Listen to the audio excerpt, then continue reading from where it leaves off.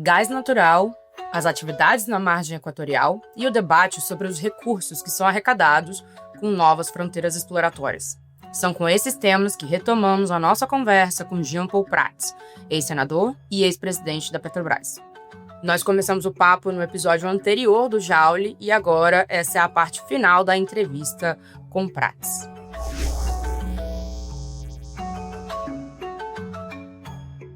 Ele fala também sobre a política de energia para data centers, a relação dessa proposta com projetos de infraestrutura e indica seus movimentos para 2026. Esse é o Jauli, podcast do Jota, em parceria com o INTE, o Instituto Brasileiro de Transição Energética. E eu sou Larissa Fafá, analista de energia do Jota.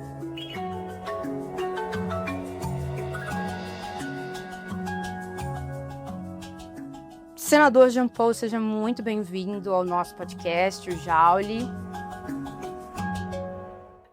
Na gestão passada, a gente, o senhor era senador, líder, inclusive, da minoria, e o senhor deve se lembrar que o ministro Paulo Guedes batia muito na tecla, de uma redução de preço da molécula do gás natural e que isso seria um mecanismo muito importante para a reindustrialização brasileira. A gente passou toda a gestão, na época, do ex-presidente Jair Bolsonaro, e a gente teve a aprovação da lei do gás, teve algum problema ali na parte de regulamentação, na atrasos, a gente teve algum problema também de harmonização das leis estaduais, mas aprovou, a gente já conseguiu, de fato, o Congresso aprovou a lei do gás. E nessa gestão, nesse governo, a gente continua vendo o debate do gás natural e com o problema do preço. O preço da molécula está muito alto, a gente vai fazer, todo mundo quer buscar um caminho para poder baixar esse preço. Eu acho que no caso ali da gestão passada, obviamente, a gente tinha uma gestão que tinha uma ideologia um pouco mais liberal, e nessa vez a gente vê, então, agora o Ministério de Minas e Energia indo por um caminho de tentar viabilizar um leilão do gás natural da União que, de alguma forma, fosse mais em conta do que o preço praticado ali no mercado. Mesmo assim, um volume pequeno. É um volume que seria, do gás da União, então seria da PPCA, e que poderia, talvez, puxar um pouco o preço para baixo dentro do mercado e facilitar, investimentos e a viabilização de alguns empreendimentos. Isso está meio agarrado agora nessas discussões, consta na medida provisória da 1304, uns indicativos ali para que isso possa acontecer, ainda depende, inclusive, da discussão do CNPE, mas eu queria entender do senhor se o senhor pensa que essa escolha de você usar o gás da União para poder tentar ter esse impacto no mercado, se isso... O senhor pensa que funciona? Pois é, veja bem, qual é o mapa? Pensa só, houve uma época que inclusive criaram lá o bate-boca entre eu e o ministro Alexandre sobre isso. Quando eu disse uma vez que o Brasil não tinha gás suficiente para tudo que os governos em sequência quiseram fazer com gás. E isso vale ainda. Eu sustento isso o tempo todo, a não ser que apareça uma mega reserva de gás não associado no Brasil. De repente, eu continuo dizendo, o nosso gás é associado, é caro, é profundo e é distante.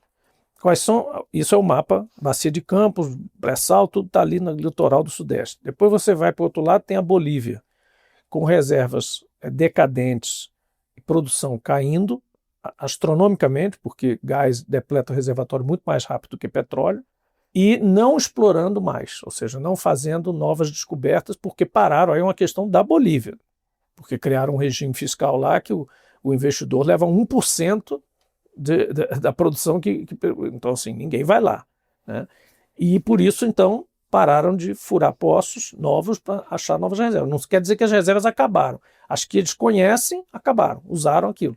Mas as novas não houve reposição.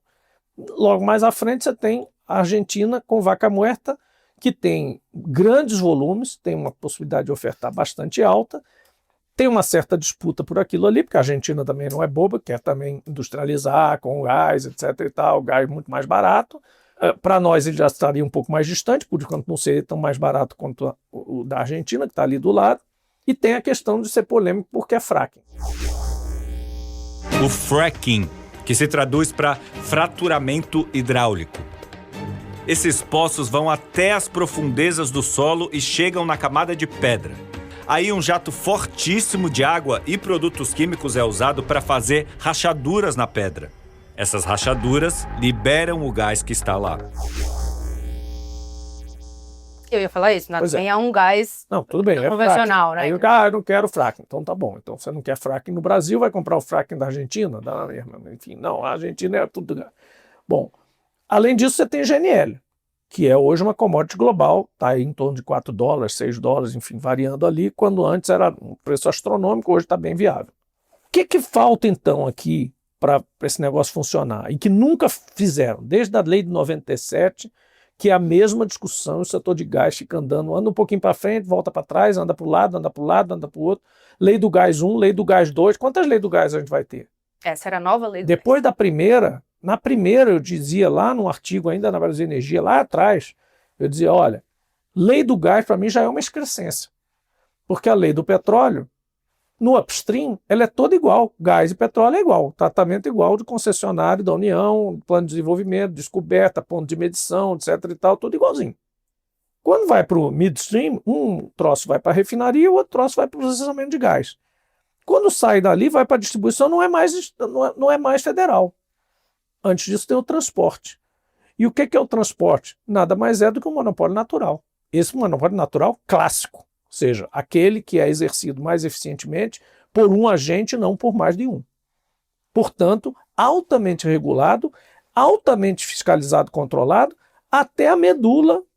Quando eu digo até a medula, eu estou dizendo até a taxa de interesse de um projeto.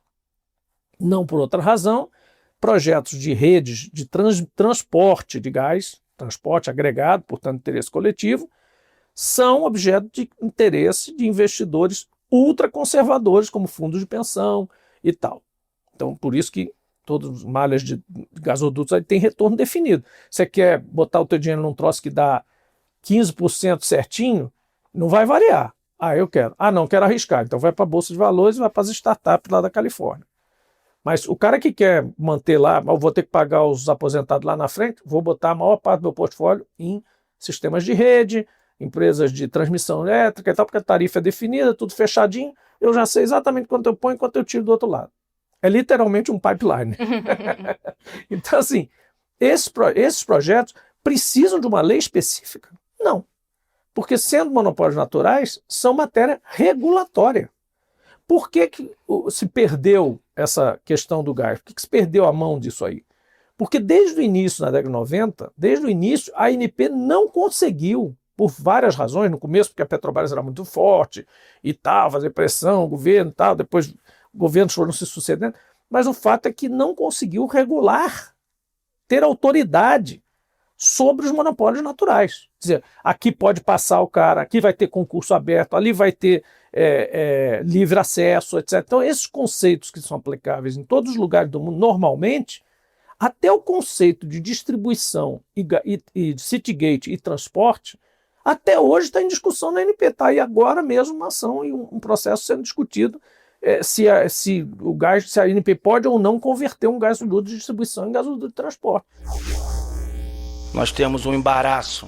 Existe algumas dúvidas a serem tiradas, especialmente a questão da competência que cada um tem em relação ao transporte de gás por dutos nos estados. Essa é uma questão já antiga, que era a possível entrada da ANP na competência do Estado e vice-versa.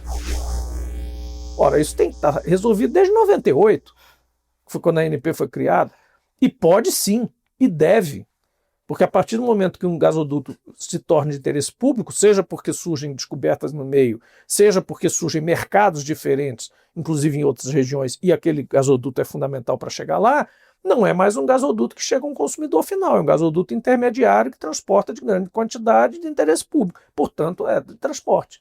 Da mesma forma que ela pode também, por outros motivos, com a evolução do processo, transformar de volta num gasoduto de distribuição e entregar de novo para a jurisdição estadual. Ora, se a gente não conseguiu resolver esses conceitos básicos até hoje, como que a gente quer montar a indústria separar gás para isso, gás para aquilo, e ainda mais reduzir o preço consistentemente. Então tem um problema na base, tá? Só estou falando que esse tem um problema na base, que é uma base frouxa, é uma areia movediça essa história do gás o tempo todo. Né? Tudo do gás é movediço o tempo todo. E aí transformou em movediço também as políticas setoriais que os governos, em sequência, vários, quem não lembra do diretor Hildo Sauer da Petrobras dizendo que ia massificar o gás no Brasil. Outros queriam, na BR e com ministros em apoio, na década ainda de 90 e depois de 2000, queriam que o gás fosse o combustível por excelência do transporte público, do gás coletivo, ônibus a gás. Depois veio a onda de conversões de motores, táxis e não sei o que, até hoje estão dependendo do GNV. Então o GNV, posto de gasolina, tudo se consertou.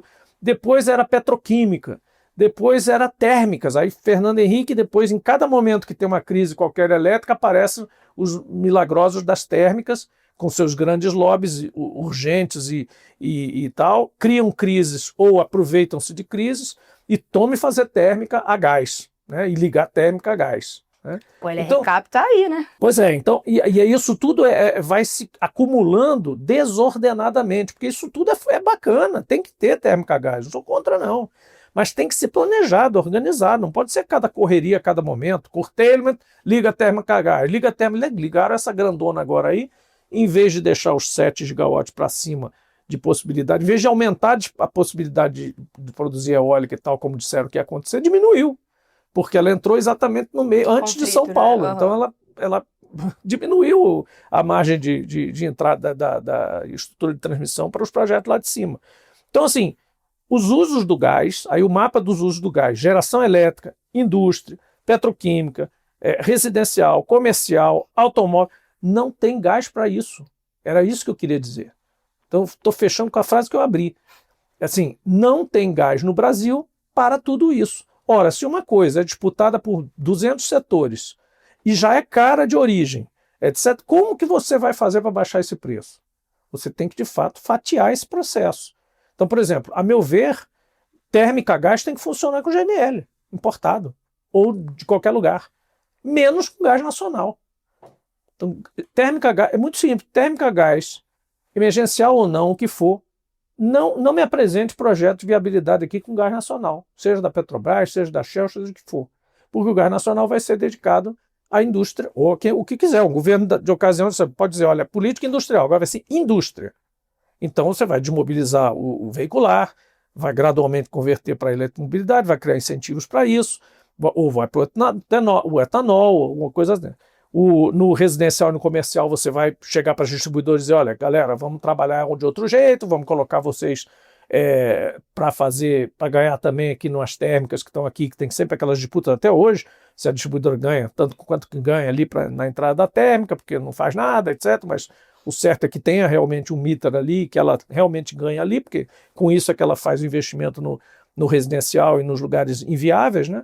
Então, assim, como que viabiliza distribuidores de gás, sendo que a gente está dirigindo, por exemplo, para a indústria ou para eventuais outras atividades? Então tem que ter um direcionamento isso. Não pode ser uma coisa fácil de dizer, olha, agora o gás vai salvar aqui a indústria, o gás vai isso. A gente tem uma matriz energética rica, então a nossa indústria, inclusive a indústria verde, que a gente quer cada vez mais, e a gente pode ser pioneiro em indústria verde, tem que ser estimulada, tem que ser incentivada. Então, assim, bora falar. Outro dia falaram assim, ouvi um cara falando, essa medida do data center só poder ter incentivo se for energia verde é um jabuti. Onde que é jabuti? Não é jabuti nenhum. É uma política de incentivo. Jabuti é você botar subsídio de carvão num projeto de energia eólica offshore. Isso é jabuti. Com esses jabutis que entraram, né, os vetos que o governo Lula, que o presidente Lula deu e depois o Congresso incorporou novamente, ele só beneficia alguns pontos que, inclusive, não são ambientais, como o uso de carvão, de termoelétrico, de hidrogênio à base de etanol. Agora, você criar um incentivo para data centers verdes, que não proíbe os outros data centers de usar gás, se for barato, se for competitivo, ok, né? Se for mistura, ok, mas dizer que os novos, de grande porte, vão usar energia verde, vão usar energia renovável, é válido, é um incentivo, é uma política setorial, não tem nada de jabuti nisso. né? Então, assim, a gente precisa evoluir um pouco mais. O gás é, como os biocombustíveis, um combustível de transição, só que de grande escala. Eu, por exemplo, acho que para o automotivo já passou do tempo. Para o transporte pesado de carga, vale ainda. GNC vale, GNL vale, né? Para a indústria, vale muito.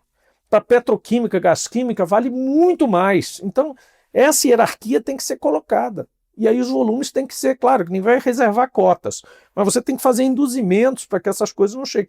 O último deles é queimar gás nacional do pré-sal em termoelétrica, por conveniência e emergência de mau planejamento energético. E tem sido o contrário do que tem Que é exatamente o contrário que está acontecendo. do que está acontecendo, né? O LRCAP, pelo menos por enquanto, as diretrizes, né, vai passar por consulta pública ainda, pode mudar. Mas num país que tem todas essas fontes energéticas, isso é concebível? Não. Esse que é o meu ponto, entendeu? Não é que tenha má vontade, porque aí inventaram, a Petrobras tem que produzir mais gás, deixar de injetar. Como é que vai deixar de injetar? Pois eu tenho que colocar o CO2 para baixo. A Petrobras se gaba de ter inventado uma forma de reinjetar CO2 sem ele sequer vir à plataforma. Um processo que ela nem sobe para a plataforma. Ele injeta lá no fundo do mar, né? A 3.000 metros de profundidade. Pô, isso é genial. Ninguém pode alegar que aquele petróleo não é descarbonizado. O CO2 desce, nem sobe. E isso, quem leva isso é o gás natural. Então você precisa de algum gás natural para levar isso. Você precisa de gás para empurrar o petróleo, né? Então, enquanto você usar a recuperação secundária com reinjeção de gás, você precisa também de gás para isso.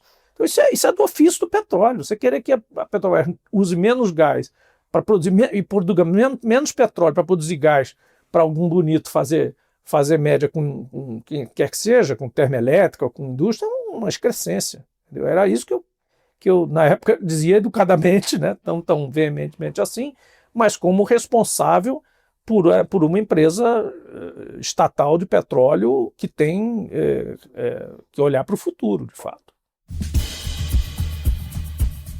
Esse podcast tem o apoio do Instituto Brasileiro de Transição Energética. O INTE é um think tank do setor energético formado por associações de classe dos segmentos de óleo e gás, energia elétrica, combustíveis e derivações.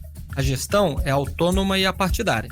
E o objetivo principal do INTE é fortalecer um ambiente propício à discussão sobre energia no Congresso, oferecendo suporte técnico à Frente Parlamentar de Recursos Naturais e Energia.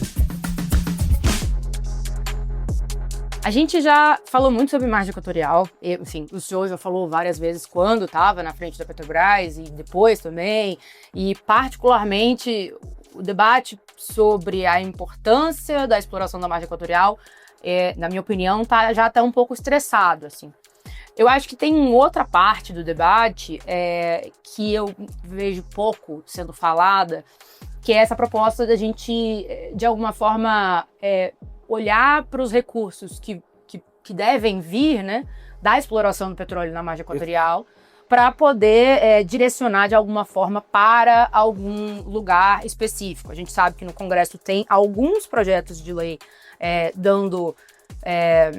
enfim, fazendo sugestões, uns especificamente, né, de carimbar o valor para tal ação, outros querendo um novo modelo de partilha para, no caso da margem equatorial, para poder botar os royalties. E aí eu queria, inclusive, juntar essa pergunta para falar também sobre o quanto que a gente pode usar essa discussão, que é uma discussão muito lastreada em algo atual, para trazer de volta o debate sobre os royalties, né? Os royalties desde 2013, se eu não me engano, tá no STF parado, essa discussão da revisão dos royalties, e desde então não se fala muito nisso, né? Assim, é um assunto que, de alguma forma, eu não vejo as pessoas, por N motivos, mas eu não vejo lideranças políticas ou governos trazendo mais esse assunto pro debate. Então, queria entender o que o senhor pensa em relação a esse conjunto.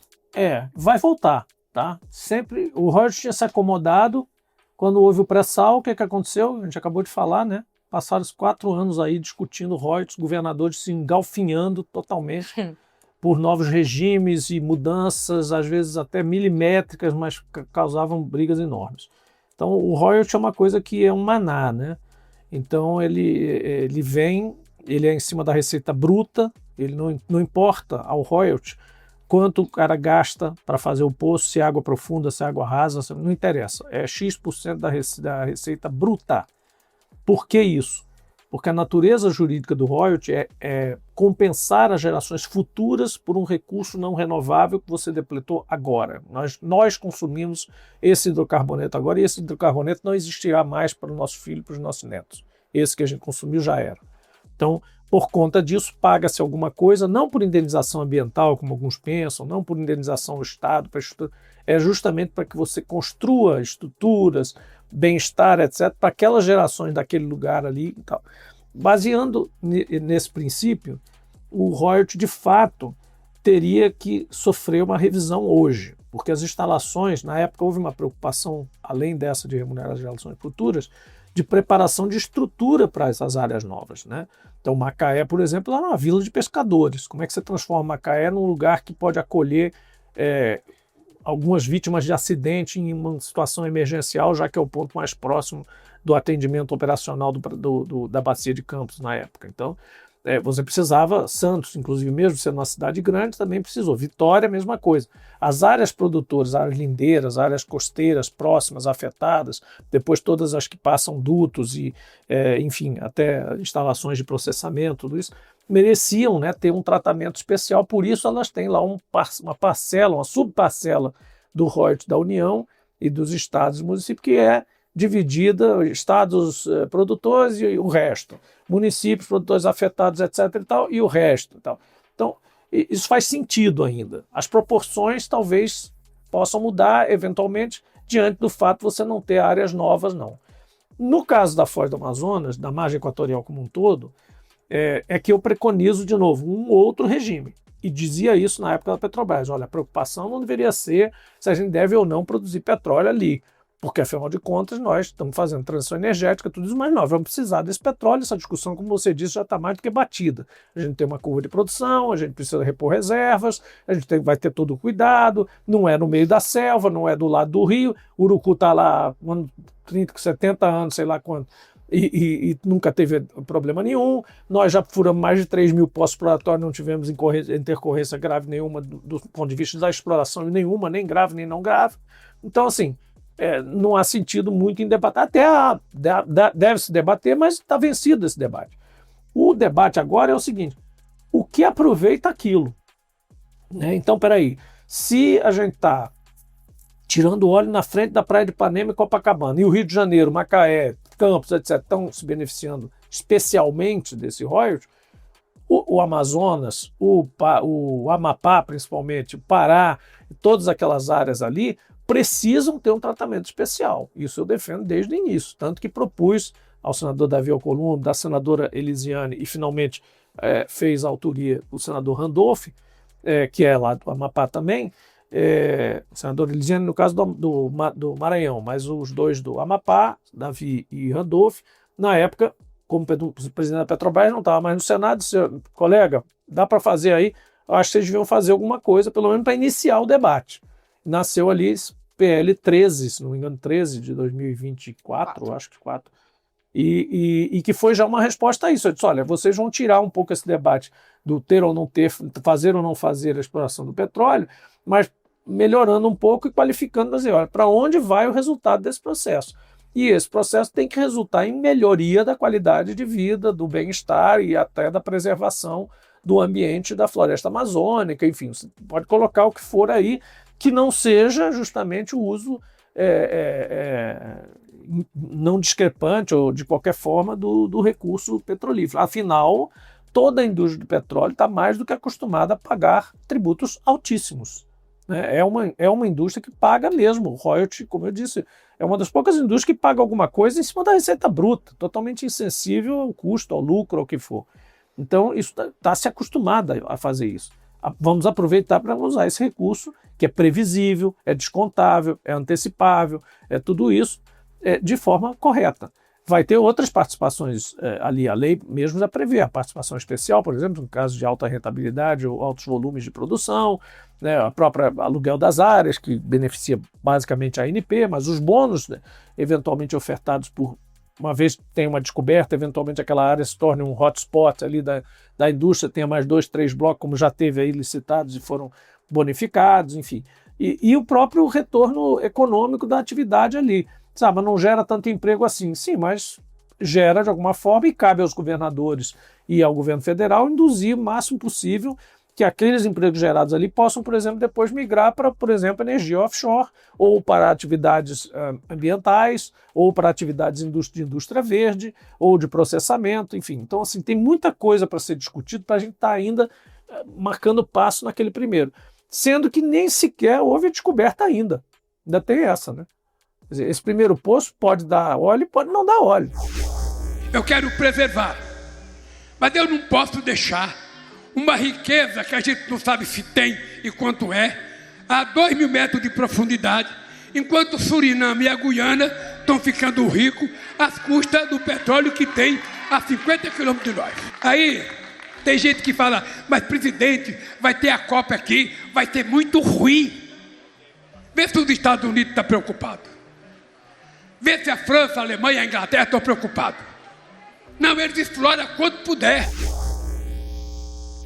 E aí você vai dizer, não, acabou tudo, começa a discussão de, não, agora vocês já tiveram ação, se deram um tiro, erraram, não dá. Não é assim. Nós vamos ter que fazer os outros 5, 6, 7 postos, quando tiver que fazer, para só então decretar, olha, não deu mesmo certo, não é a Guiana, é outra coisa, ou dizer, olha, temos de fato uma grande província petrolífera, e agora é que vai começar a discussão de como que a gente vai produzir isso, em que ritmo, com que estrutura onshore, com que tipos de trabalhos, empregos, etc., formação, graduação. Então, assim, tudo mais é especulação. Até lá, tudo é especulativo. Mesmo que está sendo preparado, pode errar fragorosamente. Mas essa discussão específica sobre, né, que o senhor disse, que o senhor mesmo propôs, de você ter uma destinação de parte desses recursos, eu tenho a sensação, e talvez... Deixa eu refazer. Eu tenho visto que não tem se discutido isso. O senhor acha... Sabe por quê? Eu acho que isso não tem interessado o pessoal tanto, porque isso me ocorreu agora, quando você fez a pergunta a primeira vez. Talvez porque eles pensem em primeiro ver o que tem. Então... Porque quando eu me lembrei do pré-sal, o Sérgio Cabral, daquele povo todo discutindo, aquilo ocorreu depois que foi anunciada a descoberta do pré-sal. A diferença, no entanto, é que no caso do pré-sal foi uma surpresa. E no caso da Foz do Amazonas já é uma expectativa dada como certa. A surpresa pode ser o contrário. Uhum. Mas, mesmo assim, e aí por isso que eu acho que é um erro, esperar sair o volume para depois dizer, olha, agora a gente quer uma parte. Porque a disputa vai ser muito mais acirrada. Com certeza. Eu acho que agora cabia, quando havia o debate, e há o debate ainda, e vai haver na COP de novo. Eu não estou excluindo aqui, vai acontecer, vão jogar óleo em alguém, vai ter alguma coisa dessa, né? Então, assim, esse debate vai voltar ali. Quando voltar, tem que dizer, olha, gente, mas a gente está aqui com projetos. E não é só um projeto de 6 linhas, né, como foi feito ali, que é o suficiente para isso, mas é todo abaixo disso aí. Como é que vai ser, quais são os projetos que podem se beneficiar disso, como é que os governos dos estados vão, de alguma forma, participar desse processo, porque lembre-se que a gente não está tirando nem do estado, por exemplo, os governadores não podem ser contra, porque não está saindo da regra dos estados, está saindo da União. É da União que sai, que a gente fechou, a sugestão era pegar o da União, que era o usual, do petróleo, a parte da União, parte dela, e aí eu tinha proposto 40%, acabou saindo 20%, 20% vai para projeto da Amazônia, infraestrutura, bem-estar das populações originárias, etc, floresta em pé, tal e tal. Mas o senhor acha, então, assim, a minha pergunta é se o senhor acha que com uma eventual resposta positiva em relação aos últimos testes que foram feitos, né, recentemente, nesse final de semana, da APO, aí o debate vai esquentar. Com pode certeza. ser que esquente. Não tem dúvida nenhuma que vai esquentar. Não tem dúvida nenhuma. A própria questão do... Ninguém falou isso à época, virou um assunto um pouco delicado, mas a gente sabe.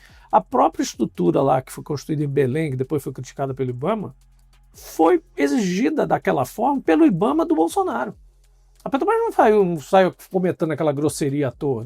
Mas a Petrobras vacilou aqui, fez um negócio, centro de atendimento de aves, lá em Belém, o negócio devia ser em Oiapoque. Porque depois foi para o Oiapoque, né? Porque o IBAMA da época era um outro IBAMA, né, provavelmente, e aceitou aquilo ali. E foi uma questão mesmo de incluir, por exemplo, o Pará na discussão.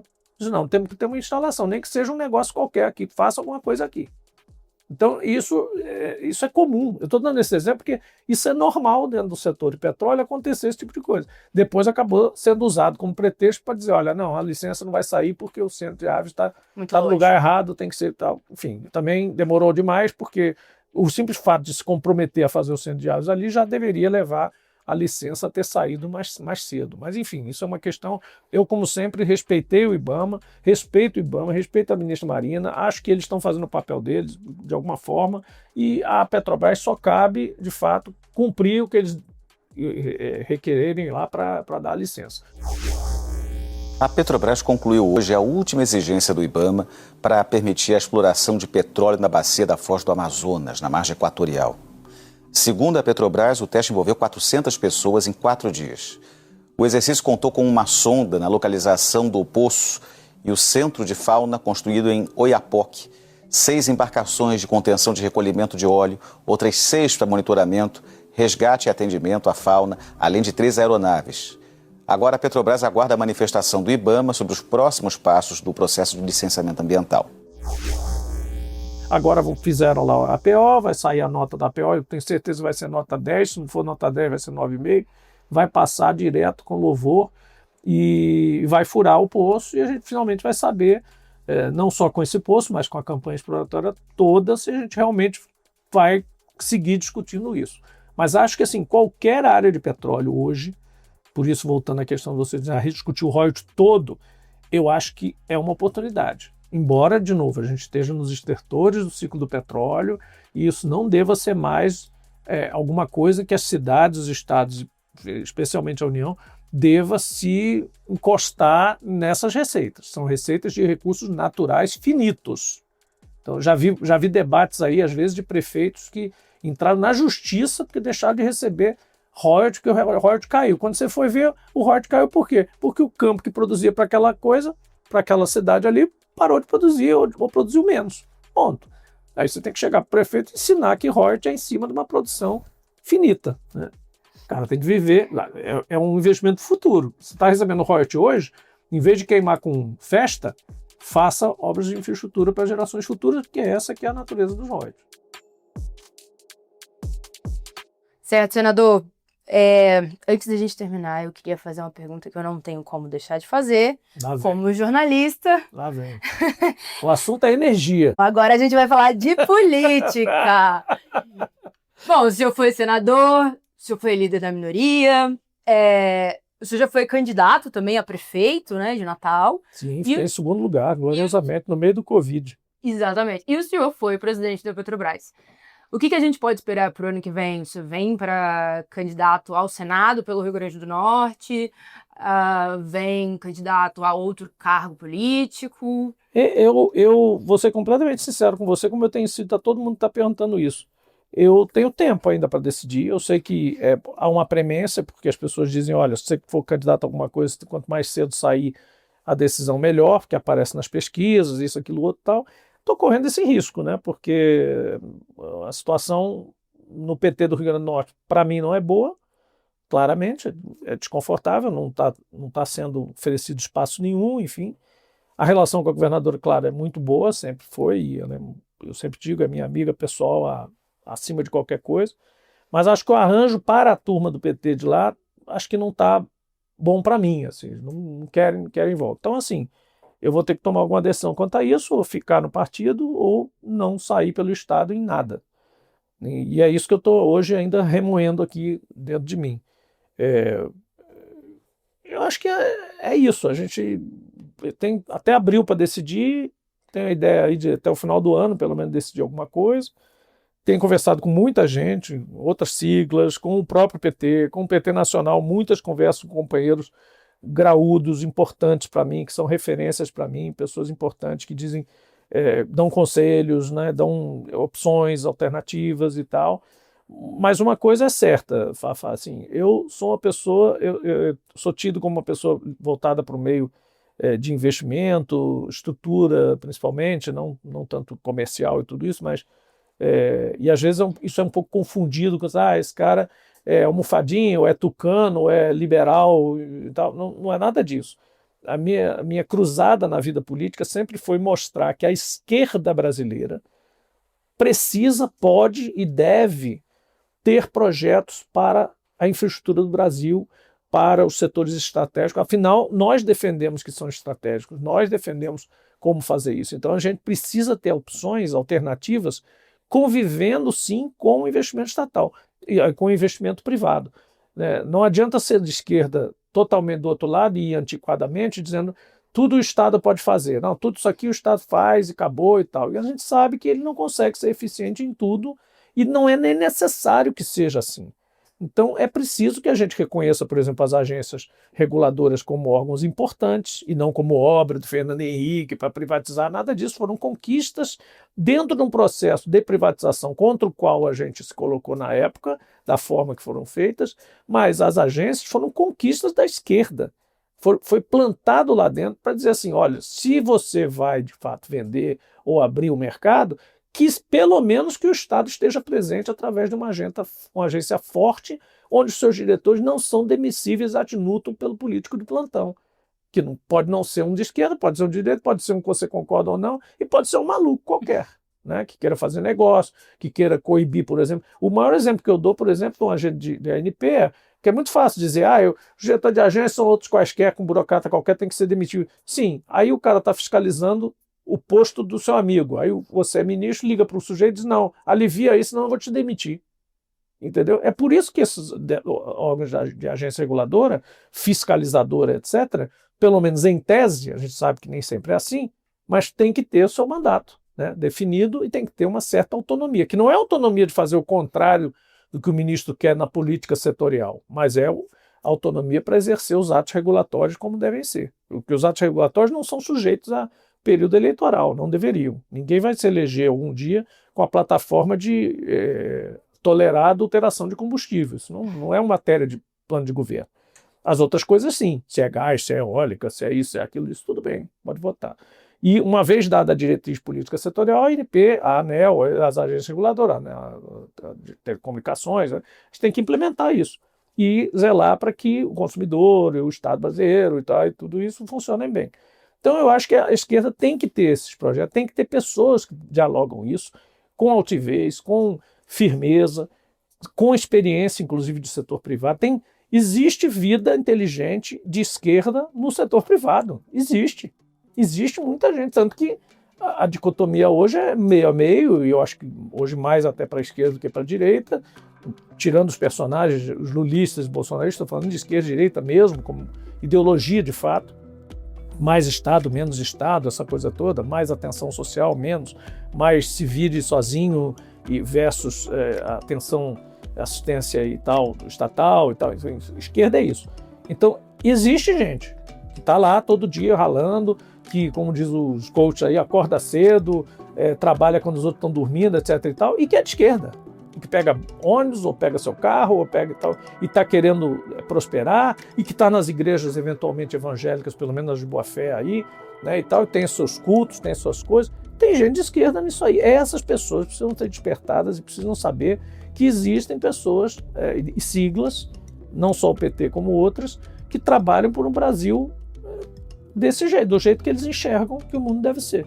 Então eu me somo a essas pessoas. Então jamais deixarei de estar na esquerda brasileira e militando na política, independente de estar numa eleição ou não, mas acho que a gente precisa dessas forças, precisa dar uma oxigenada nesse processo, principalmente nos setores que você cobre e que a gente milita profissionalmente há tanto tempo.